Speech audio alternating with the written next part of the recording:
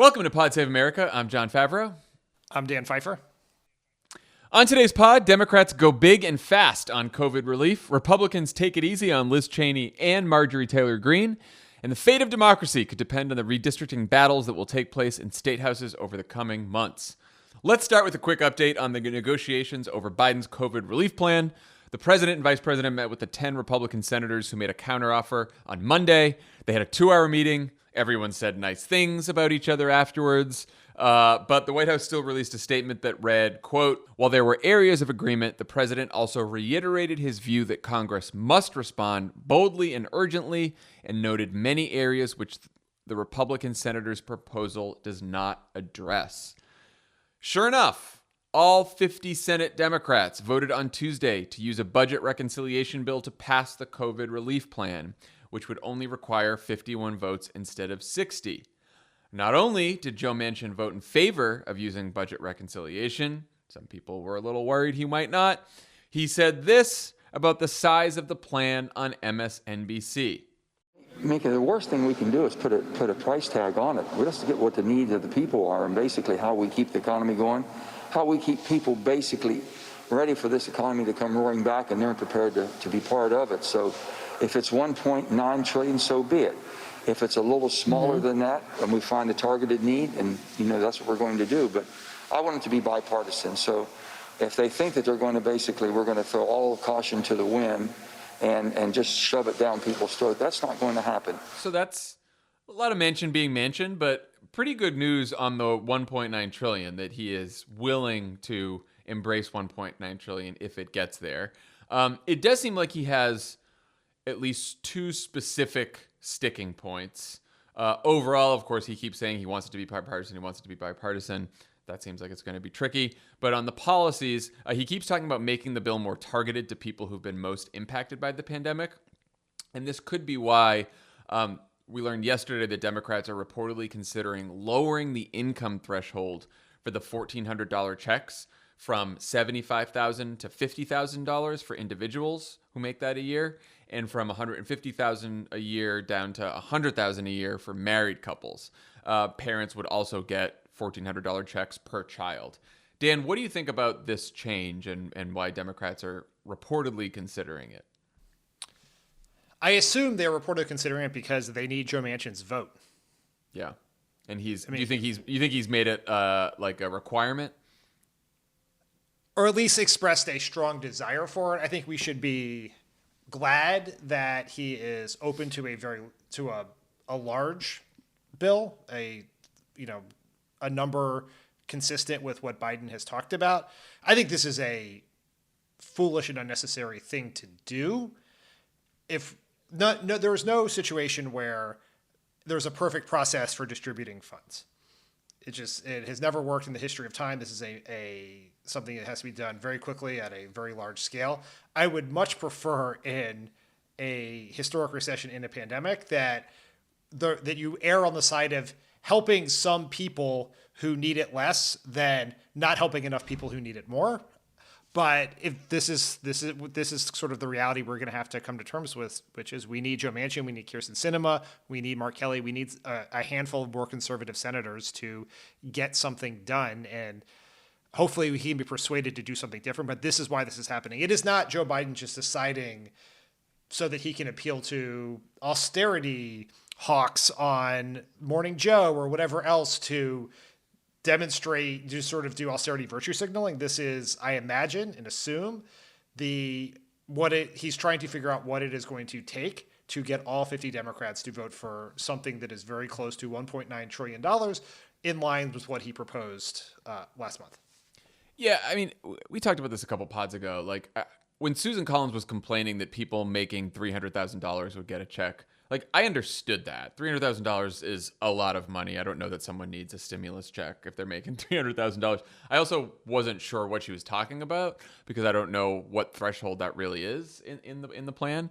But like these numbers get thrown around in Washington and in the press, and like I think people don't think about what real people are going through. Like imagine if you're making $60,000 a year and you've gotten the past stimulus checks and suddenly someone tells you that you can't get your full stimulus check making $60,000 a year because why? They needed to like save a little bit of money. It's not a ton of money to go from $75,000 to $50,000 in the context of a $1.9 trillion piece of legislation. So it does seem very silly to me and harmful to people who are struggling making in that income bracket. That said, again, we are just all fucking living in Joe Manchin's world. You can yell at him, you can try to persuade him, but at the end of the day, like every Democratic senator gets to act like the majority leader. They do. Because if they're out, there is no bill. Similarly, Manchin also said he's against raising the minimum wage to $15 per hour, and that he'll only go as high as $11 per hour. Background of this is in West Virginia, the minimum wage is like around $7 an hour. The cost of living in West Virginia is much lower than other places. So again, minimum wages aren't the same, aren't equal in many states. $15 an hour in a place like LA or New York is probably still too low to have a living wage and to keep yourself above poverty.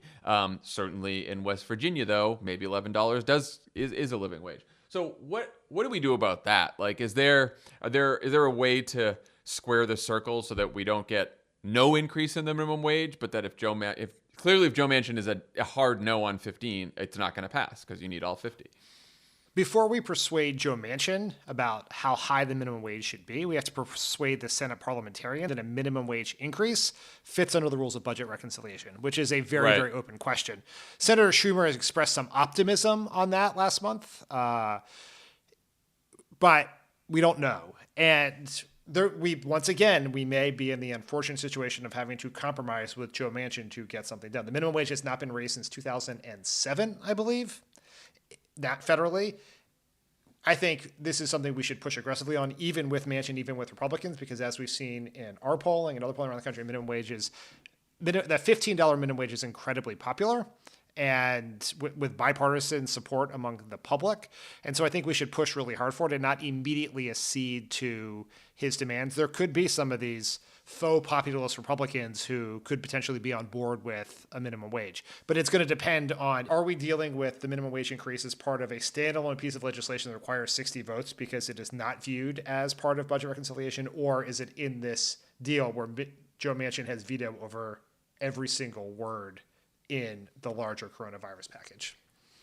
And we should say the good news about Manchin here is he's running around talking about how $1.9 trillion is okay. Like, even if there is a bad policy decision on the threshold for the checks, even if there's a bad policy decision on minimum wage that we don't agree with, which I wouldn't if it doesn't pass, like the unemployment benefits alone in this package that is going to hold people who are unemployed to anywhere between 70 to 100% of their wages through September is really important. The vaccination money, super important. The child care money, the rent money, there is so much in this plan that is really important that's going to make a huge impact on people's lives. And the fact that it does seem like Manchin is on board with most of it, and so are all the other Democrats on board with reconciliation and passing it with only 51 votes, is overall very good news. Now, Republicans in Congress are still pretending that they give a shit about bipartisanship. They're also trying to spin reporters into believing that Biden really wants to cut a deal with Republicans, but his liberal advisors are standing in the way. On Wednesday, Republicans got some help on this from an anonymous longtime Joe Biden advisor who decided to fucking go on background to Politico and say that the White House statement after the meeting was too harsh, that it's all being driven by Ron Klain and other Obama veterans who learned during negotiations over the Affordable Care Act that waiting around for Republican votes is pointless. And this advisor also said that getting Republican votes is worth lowering the price tag of the plan by a few $100 billion. I mean, where do we even begin here, Dan? What's the argument for lowering the price tag to get Republican votes that you don't need? There is none. The entire exchange is so frustrating on so many levels. One, because this very vague anonymous sourcing, we have no idea who this person is. It could very well be a longtime Biden advisor. It seems clear it's not someone who works in the White House, since they were certainly not someone involved with drafting the statement in the White House. It could be someone who was Biden's legislative director from like 1986 to 1989. It could be a former campaign aide who is not involved in the White House. It could be someone who was in my 1997 Joe Biden Senate office intern class. We do not know the answer to that. The reason we're bringing it up anyway is because it is the narrative that's not only coming from this random anonymous Biden advisor from the past. Republicans are pushing this narrative. The press, a lot of the DC political press has bought into this narrative, especially at Politico and other places. So it is out there. And this advisor sort of gave it more life, which is why we're bringing it up. One other thing is just like, this is Ron Klain making Joe Biden do things. Obama advisor Ron Klain. Ron Klain worked for Joe Biden from 1986 off and on until 2020, right? That's part of it. But the idea that $200 to $300 billion in less aid to the economy and the pandemic control effort is worth a handful of votes is insane. That person, that is just like, where is that $200 billion? That is like, talk about fucking DC brain. How long have you been there? Jesus Christ. That's what you're like, this is like people's lives struggling through a pandemic. And you're like, well, I don't know, a couple $100 billion for a vote. That'd be cool. What are you talking about? Where does it come from? Are you going to do less money to get the vaccine out? Are you going to cut people's unemployment benefits for this optic? It's speaks to a strain of political coverage and punditry that is so deeply stupid, which is thinking that optics are more important than substance. What is going to matter more 2 years from now? Just put aside all the substance about saving people's lives, helping them put their families back together financially. Let's just talk politics for a second, because that's clearly what Politico, by name, in this case, is focused on. Is in 2022, are people going to think more about whether Joe Biden got 5 Republican votes for his coronavirus package, or whether the economy is back and running and people can leave their homes again? Which do you think is more important, right? Like, where would you, everything has risk to it, right? There's definitely some political risk for someone who ran on a unity message to have to pass a very large bill on a party line vote, because that allows the other party to just stand back and say, this is all your fault, everything that goes wrong. But there's also risk in under responding to the crisis and having it linger. Which risk would you choose between those two things? It seems pretty clear what the right answer is. Also, again, public opinion is on Joe Biden's side here. Data for Progress has a poll out yesterday. By 55 to 35%, voters want Democrats in Congress to pass a larger bill as soon as possible, even if it doesn't have support from Republicans in Congress. That was yesterday. We now have polls from Yahoo News and YouGov, Data for Progress, Quinnipiac, all confirming the Crooked Media Change poll from the other week that 70% of Americans support this plan, Biden's plan. It's all coming up around 70%. Oh, it's the gold standard. Is the gold. It's the Ann Seltzer of polls now. Yeah, it's the Ann Seltzer 2008 to 2000 January 2nd, 2020. 70% support, and then 40% Republican support, and now you get a bunch of DC reporters be like, Democrats have a new way of defining bipartisanship by the percentage of support they're getting from voters in the country. Like, yeah, that is the fucking definition.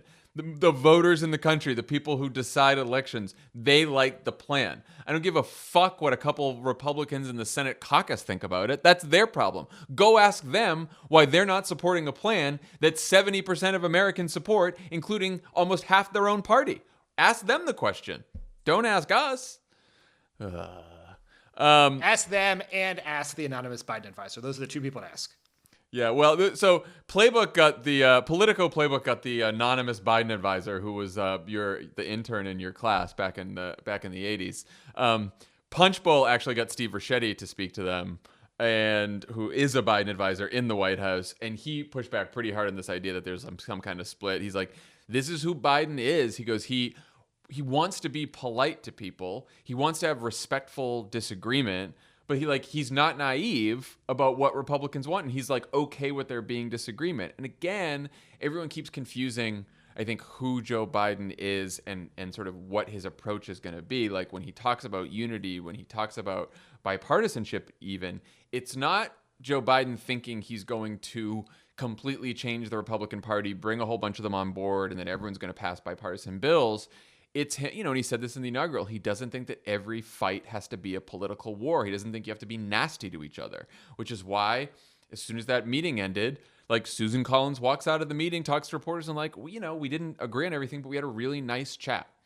And like, if all Joe Biden's bipartisan unity bit is making sure that people aren't screaming at each other all the time in Washington and aren't like calling each other names and at least are listening to each other, even if they end up disagreeing, that's pretty good.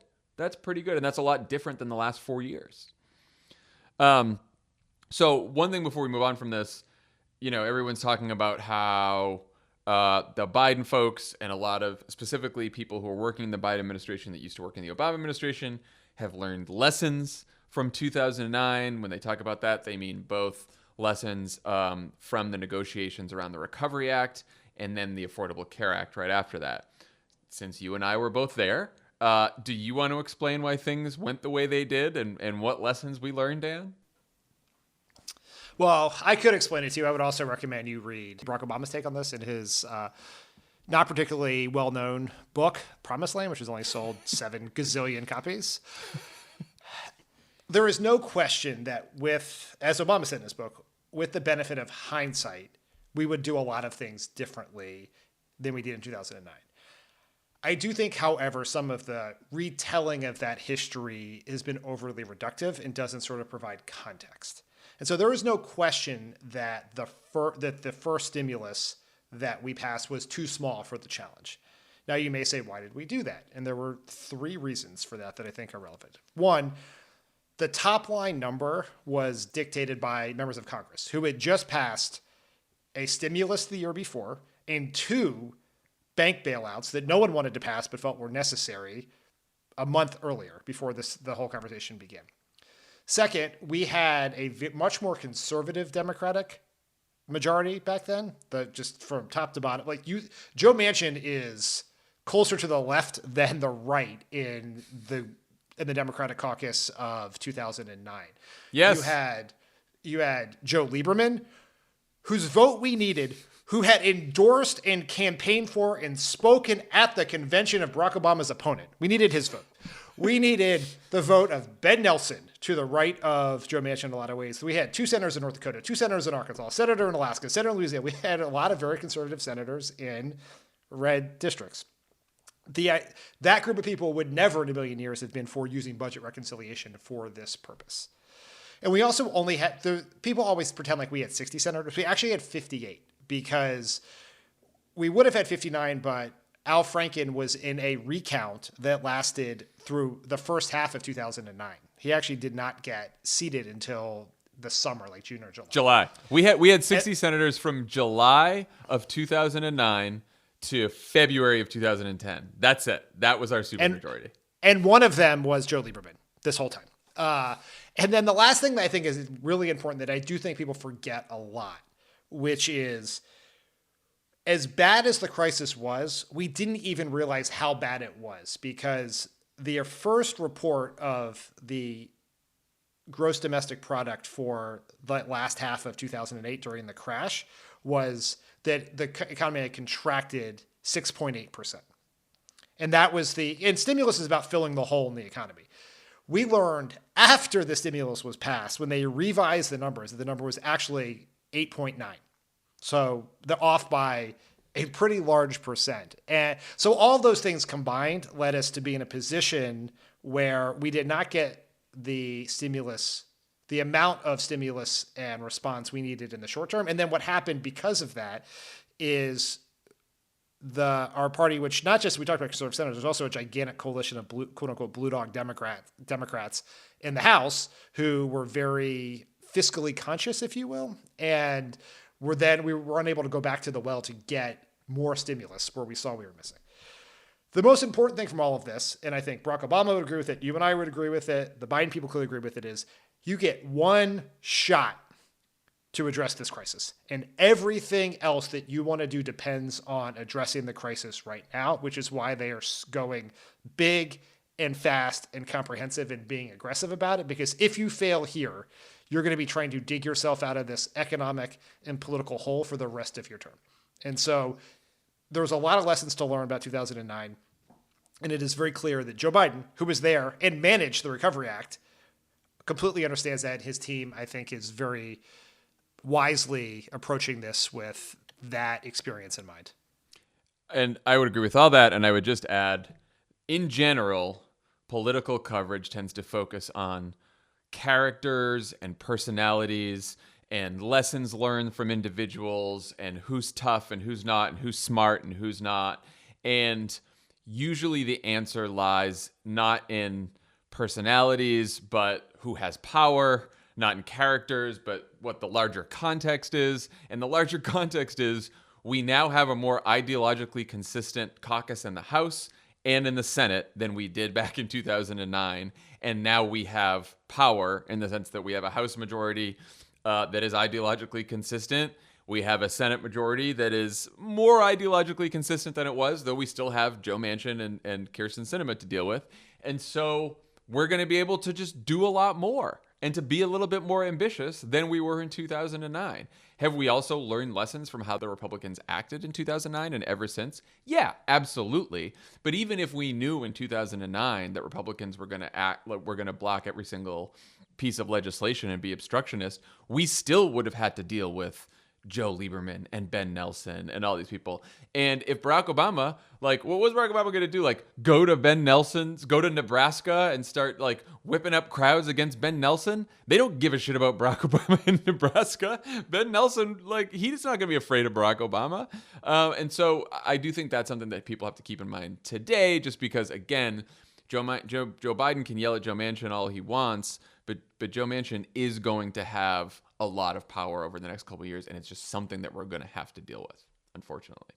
All right, let's talk about Republicans in Congress, because they're having a hell of a time this week. They had a big decision on Wednesday. Do you punish the House member who voted to impeach Donald Trump for provoking the attack on the Capitol, or do you punish the House member who thinks Democrats should be executed and wildfires are caused by Jewish space lasers? House Republicans went with neither. They chose neither. In a secret ballot, only 61 members voted to oust Liz Cheney from her leadership post on Wednesday night, while 145 voted to keep her. As for Marjorie Taylor Greene, not only did Kevin McCarthy and House Republicans decide not to strip her of her committee assignments, half of them reportedly gave her a standing ovation after she half denied and half apologized for all of the comments she definitely said. As we're recording this, she's on the floor this morning saying things like, I do believe that 9/11 happened, which is, something good for her. That's something that she has to say. That's it's a real Sister Souljah moment for her. It's very brave saying that 9/11 happened. And what's happening now is the full House is going to vote on whether she should be stripped of her committee assignments. Before we get to Greene, Dan, what is your take on the Cheney vote, the Liz Cheney vote? Well, let me say this. First, a Pulitzer Prize to the reporter who uncovers which Republican voted present on a secret ballot. Because that person should also be stripped of their committee memberships. Just for pure stupidity. So funny. No one's going to know my vote. I'm still too afraid. Present. The number of people who voted against Cheney is pretty substantial and pretty telling about just how divided the Republican Party is. This is ultimately a decision by the caucus writ large to kick the ball down the field a little bit and deal with this later. And so McCarthy probably has it in a weird, very short-term way. This was probably a winner for Kevin McCarthy in the sense that he gets to continue to make the QAnon, Trumpist, crazy part of his caucus feel good that he's on their side. The insurrectionist wing of the Republican Party, of which I would note that Kevin McCarthy is a part of, but also the more establishment, corporate-backed part of the party can feel comfortable that it hasn't fully devolved into Marjorie Taylor Greenism. So it's sort of they have accomplished nothing. They solved no problems, and they managed to only slightly exacerbate the problems they had, if that makes sense. It does. To me, the most telling part of the whole thing is the secret ballot. I believe that if it wasn't secret ballot and they had to be public about their votes, there would be a lot more of them who were afraid of what would happen to them if they voted to defend Liz Cheney. Because they are led around by, their voters, and their voters are led around by right-wing lunatics on Fox and right-wing radio. So that's it. But you got a secret vote. Maybe some of them feel like they can be a little bit more normal, just a little bit more normal. But when it's public, they are scared shitless.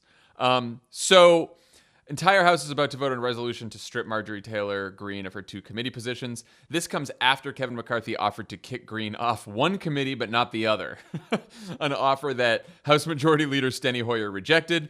So McCarthy decided to accept her fake apology, telling reporters, quote, "This Republican Party is a very big tent. Everyone's invited in. If everyone from deficit hawks to people who think Nancy Pelosi should be executed. It's a big tent. It's a big tent, Dan." And then he pretended to not even know what QAnon is. Here is a clip. I think it would be helpful if you could hear exactly what she told all of us, denouncing QAnon. I don't know if I say it right. I don't even know what it is. Any from the shootings. She said she knew nothing about lasers or all the different things that have been brought up about her. Has no idea what QAnon is, except here's a clip of Kevin McCarthy just a few months ago. There is no place for QAnon in the Republican Party. I do not support it. And the candidate you talked about has denounced it. A real leading light of the Republican Party, Dan, Kevin McCarthy. It's just a lot going on upstairs with that guy. He managed to pronounce it incorrectly twice in 2 different ways. Why do you think McCarthy was willing to do one committee but not 2? Because he's I realize that's a small question, but he's so painfully stupid. Just painfully dumb. When he was the House whip, his job was to count votes. And it is incredibly rare for a House majority to call a vote and lose it, because you get to decide when it goes and you get to count the votes, and it happened to him several times. It is it is like what the galaxy brain meme is for, is something that stupid, which is, yes, Leader Hoyer, you have some solid points here, and I think she is definitely too anti-Semitic and off the rails to work on education issues. But labor issues, I think we're okay with. Like, what the fuck are you talking about? This is ultimately the problem, is we're dealing with really stupid people in really important positions at a very important time for this country. do you see, onto the Democrats, do you see any risks to Democrats kicking her off these committees? This, just so people know, this doesn't happen. You usually don't have a full vote in the House to kick a member off their committees. Usually, if a member does get removed from committees, it happens within the party. Kevin McCarthy did ultimately kick Steve King off his committees because he's a white nationalist. Belatedly, because he's a white nationalist, but usually it happens within the party. This is, going to the full floor is unusual. Do you see any risk in this for Democrats? Not political risk. This is absolutely the right thing to do. I think Democrats have a political imperative and frankly a moral obligation to deal with someone like this and to shine a light on what the Republican Party has become and where it's headed. There is almost certainly going to be some form of retribution if Republicans take the House again in 2 years. Yeah, they will immediately take some comments that some members or all members of the squad made. They will twist them into something awful, and they will all vote to kick them all off committees, probably other members as well. It will definitely happen. I think, and then, so we say that, and they're like, well, maybe they shouldn't do that, because ultimately, who cares what committee Marjorie Taylor Greene is on? I just think Democrats cannot pull our punches based on what we think Republicans may do, because they will probably do it anyway. And yeah, so I totally agree. Is this likely to make her a martyr in the Republican Party, elites, big tech, Hollywood, cancel culture bullshit? Absolutely. And we do live in this very disturbing information political environment where calling out the extreme positions of someone strengthens that person's position in a lot of ways. Like it is, I sort of sometimes refer to as mutually assured attention. She has raised well over $1 million because she said crazy things and Democrats called her out for them, which is a pretty disturbing sign about where our politics are and where the Republican Party and its base is. So we should not, Democrats have to do this because it is the right thing to do. I also think it is the politically wise thing to do to shine a light on this, but we should not pretend that this is going to do anything to make the Republican Party less extreme, less out of the mainstream, less dangerous. It will probably have the opposite effect. It's not our job to police their party, but that is ultimately her hand is, I think, strengthened by this, not weakened. I just want to emphasize why it's important to do as well, because I think some of the focus on Greene has been, she makes these sort of kooky, crazy comments, right? This is someone who said that Muslims should not serve in Congress. This is someone who said, who promoted a post, liked a post, that Nancy Pelosi should be assassinated. Like, the QAnon conspiracy is not just like some kooky conspiracy. QAnon's been labeled a domestic terror threat from the FBI because QAnon believes that leading Democrats should be executed. She is someone who has advocated violence against government officials shortly after we just had a riot, an insurrection on the Capitol where government officials were targeted for assassination. It does not get more serious than that. There's also a question of, like, why not expel her? That was on the table. To expel a member of Congress, I believe you do need a 2/3 majority, which of course Democrats are not going to get in the House. I also think there's the problem with expelling her is she'd probably go run again, and the people of Northwest Georgia would vote her back in. I mean, this is the headline in the Atlanta Journal-Constitution today. The leader of a private paramilitary group that provided security for Marjorie Taylor Greene said he's formed alliances with other far-right, racist, neo-Nazi hate groups to advocate for Georgia's secession. One of them said, "Things are different now. The ballot box, we tried as hard as we could. It's not working." This is what's happening right now in different places in the country. And specifically in Marjorie Taylor Greene's district, right? Like, we focus a lot on the Republican Party and Kevin McCarthy, but the voters, they sent her there. And if you get rid of Marjorie Taylor Greene, they're probably going to vote another lunatic back in that district. So the problem goes a little deeper than I think we would hope. Democrats are already trying to make Greene and Republicans like her the face of the Republican Party in advance of the 2022 midterms. The Democratic Congressional Campaign Chair, Sean Patrick Maloney, previewed the party strategy to Politico, saying, quote, "If Kevin McCarthy wants to take his party to crazy town and follow these dangerous asides, he shouldn't expect to do well in the next election. They can do QAnon or they can do college-educated voters. They cannot do both." The D-Trip is already running $500,000 worth of ads linking House Republicans in battleground districts to the dangerous cult. Here is the ad. QAnon, a conspiracy theory born online, took over the Republican Party, sent followers to Congress, and with Donald Trump, incited a mob that attacked the Capitol and murdered a cop. Then Republicans like young Kim and Michelle Steele voted to protect Trump, letting the QAnon mob win. Kim and Steele should have stood with us, but they were cowards. They stood with Trump and the lies. Representatives Kim and Steele, they stood with Q, not you. DCCC is responsible for the content of this advertising. They stood with Q, not you, Dan. What? A little ham-handed, I would say, but what do you think of the strategy overall?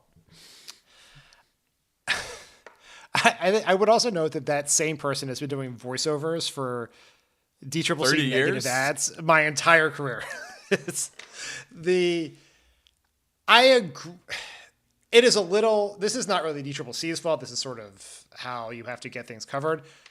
I'm 90% sure the DCCC does not know, and no one else knows, what their strategy for 2022 is going to be. We got a lot of miles to travel before we get there. Yeah. I do think as a political communications approach in this media environment, putting paid advertising behind stories that are relevant and making sure that voters see them long in advance of the election is the right way to do it. So I don't love every word in this ad. I don't love the execution. I support the strategy. I think it's the right thing to do. What impact it'll have in the long run, who knows? But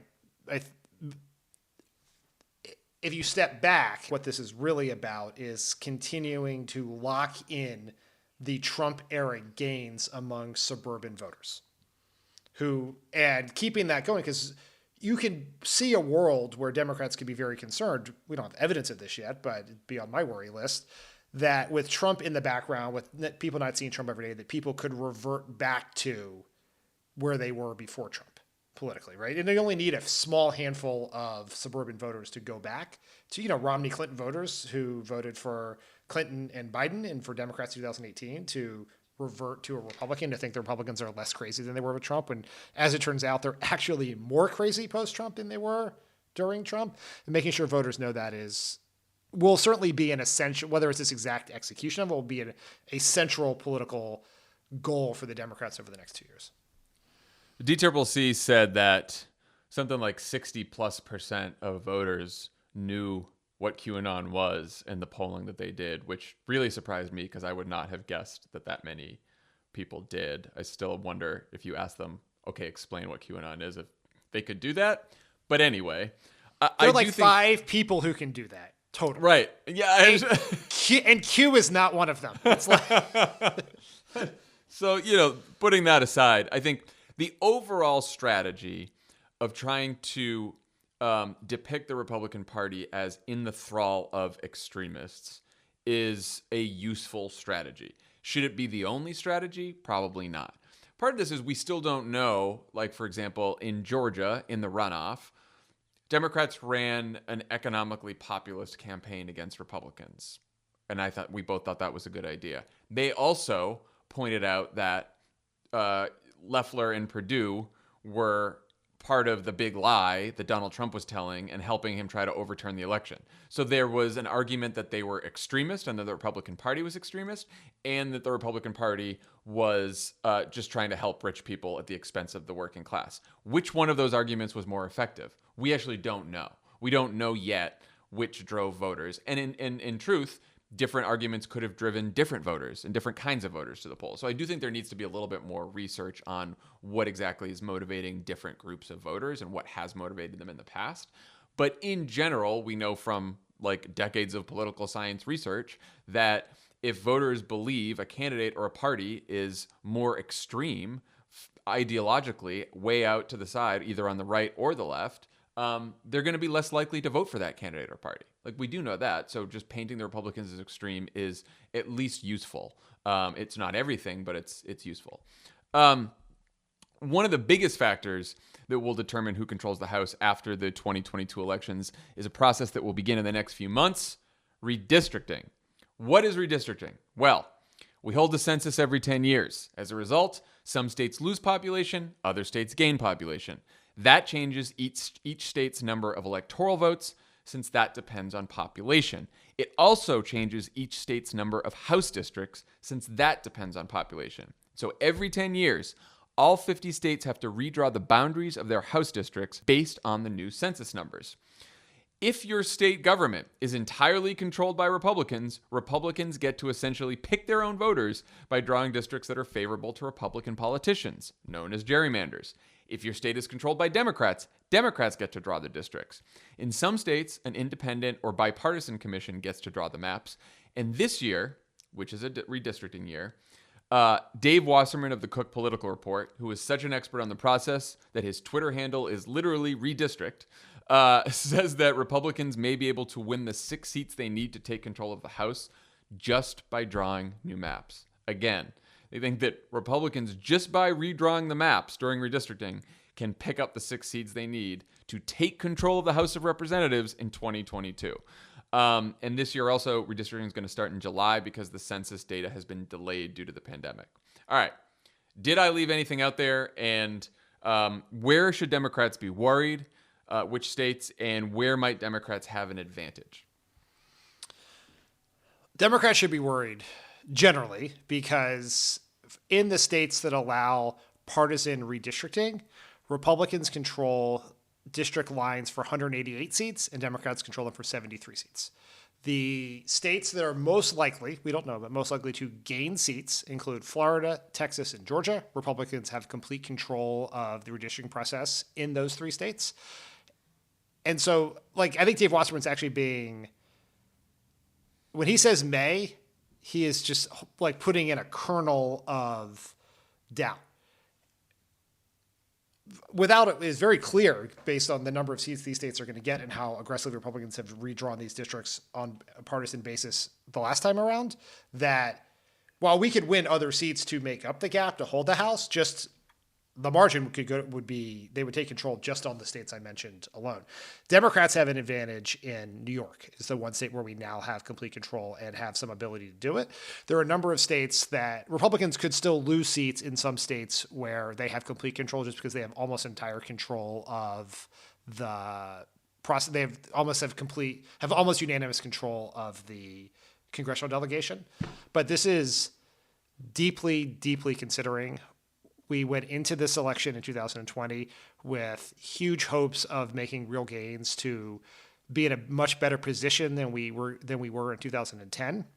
And while we are in a better position than we were after the 2010 election, we failed to gain control of a single entity that would give us additional influence over the process in the 2020 election. Thank goodness we did so well in 2018 because we were able to pick up governorships in some states that would allow us to have a say in the process.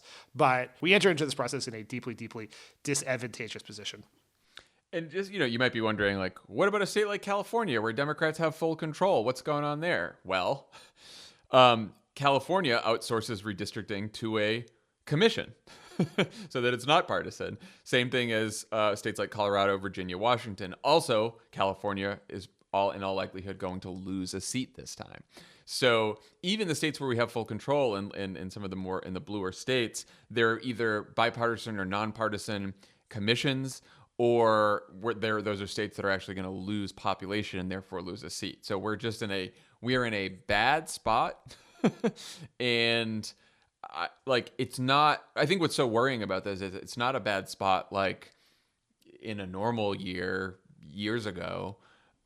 It's a bad spot where Republican control of the House could mean, in 2024, the next coup succeeds because now Republicans control the House. They could start impeachment hearings of Joe Biden when they win in 2022. It's the end of Joe Biden's legislative agenda in 2022 if the House Republicans take over. So it is quite worrisome. And what do we do about it, Dan? We need a time machine. Okay. Next, what else we got? There's two elements of things we can do. One is grassroots activism in the states where this process is happening. All on the Line, which is a project associated with the National Democratic Redistricting Commission, is organizing grassroots campaigns to put pressure on Republicans. Indivisible is organizing their chapters to put pressure on Republicans to shine a light on what is happening. We can absolutely have influence, and we should absolutely not wave the white flag. And there are efforts. The worst gerrymandering happens when it happens out of the spotlight, where you don't put pressure on people and you can really push hard. And I'm not saying this is going to fix all the problems. I'm not saying that Texas Republicans are all of a sudden going to become responsive to the will of the people, but we have agency here, and we have to use it. The other thing we can do is really simple and really important, which is the For the People Act, which is essentially the updated version of the John Lewis Voting Rights Act, would ban partisan gerrymandering. It would put laws in place that would protect gerrymandering that happens a lot in order to target racial, ethnic minorities. By putting in place commissions. So you would have to use a commission, and it would ban any map that unduly favors one political party or the other. And if we were to put that in place, we would have a chance at outlawing the worst gerrymandering in this upcoming election. We would have to do that very quickly. In order to do that, we have to eliminate the filibuster and pass the bill. So again, we could save the House, potentially, if Joe Manchin and Kyrsten Sinema would only vote to get rid of the filibuster so we could pass the John Lewis Act, John Lewis Voting Rights Act. This is the next decade of our lives. What happens in this redistricting process is going to determine the next decade of our life. Because it is not just federal districts, it's also state districts. There's a whole bunch of things happening here. It would, in addition to dealing with gerrymandering, the For the People Act would put automatic voter registration in place. It would stop a lot of these really malicious Republican efforts to roll back voting rights in their tracks.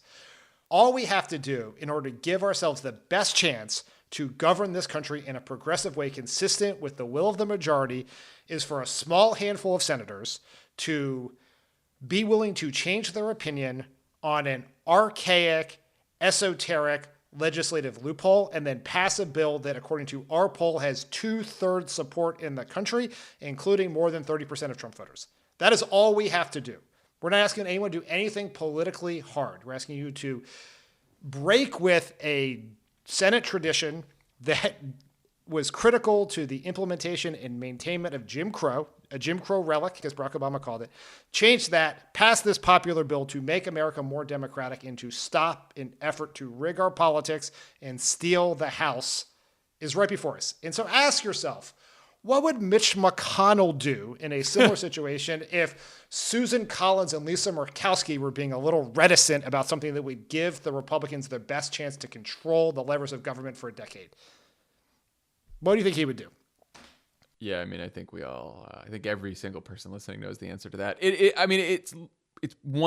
might be the most important piece of legislation that is in front of Congress that Joe Biden could sign in the entire first term. And maybe for the next, like you said, maybe for the next 10 years.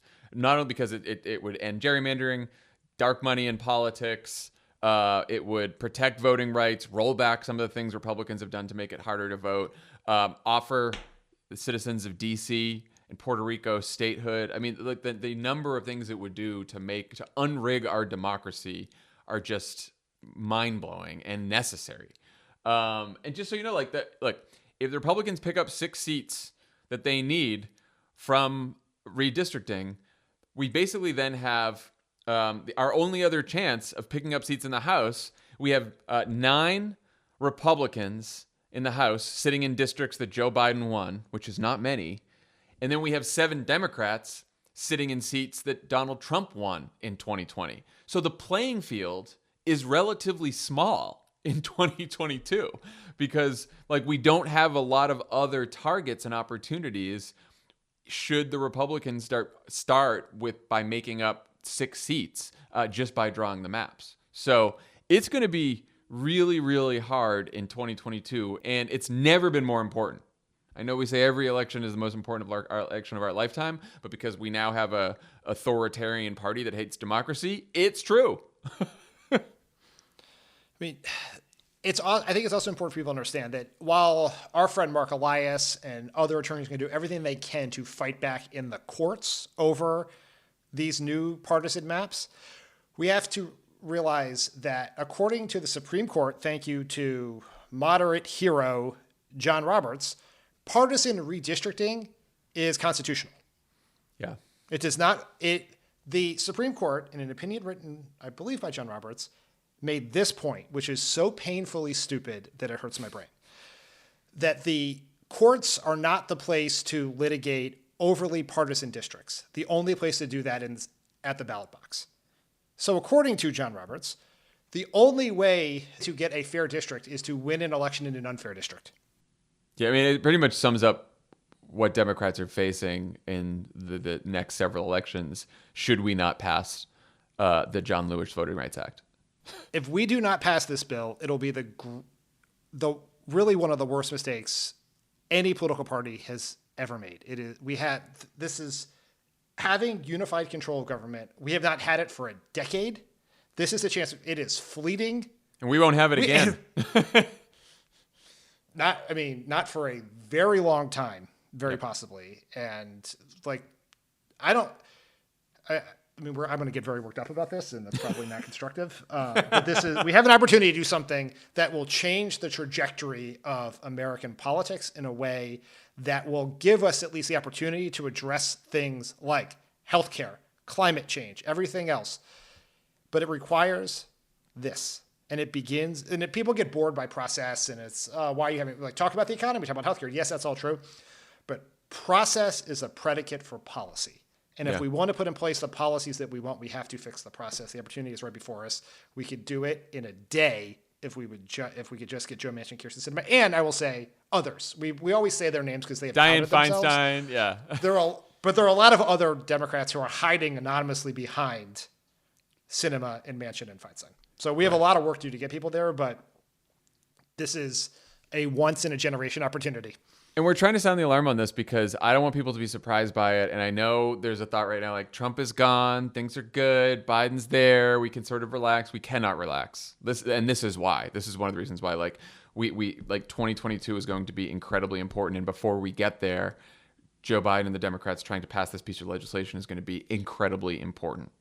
Just as important in many ways as getting rid of Trump was in 2020. So everyone pay attention to this. We'll be talking about this again and again in the months to come. Check out Keep It all this month. Ira, Aida, and Lewis will be having discussions with Black creators, Black-owned business leaders, and many more great guests for Black History Month. Also, check out this week's Pod Save the World to learn about the military coup in Myanmar that took place this week. And speaking of Pod Save the World, Ben Rhodes has written another book, which you can pre-order right now. It's called After the Fall. It's about Ben's travels around the world after Trump won, where he met with dissidents, opposition leaders, and young activists who are trying to understand the turn towards authoritarianism and nationalism in their own countries and all over the world. Ben is one of the best writers I've ever met, one of the best storytellers I know. You should go pre-order After the Fall right now. It comes out in June. I started reading it a few nights ago.